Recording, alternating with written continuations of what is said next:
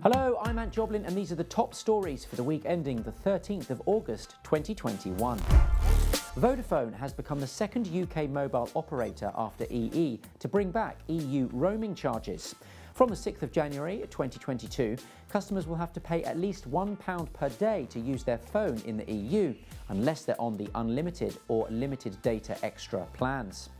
Vodafone's CEO said the majority of customers weren't regular roamers, and it's fairer to give people more choice over what they pay for via charges and special tariffs than to spread the cost of roaming services across its entire customer base.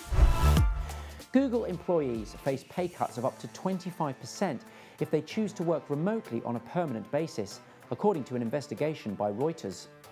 The company is said to be using a pay calculator known as the work location tool to determine remuneration based on whether someone commutes into the office or works remotely. One employee told Reuters they chose to commute to Google's Seattle office for 2 hours to avoid a 10% pay cut, while others have lost a quarter of their income despite their cost of living remaining the same. Security researchers have discovered malware that can install a backdoor on Microsoft's web server software, Internet Information Services.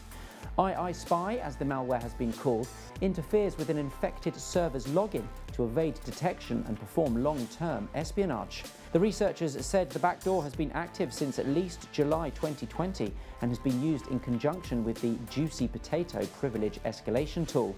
Organizations that handle sensitive data on their servers, and especially those using Outlook on the web on their Exchange email servers, should be particularly alert to this threat. That's it for this week's News in Review, but join us next time for more news from the world of IT.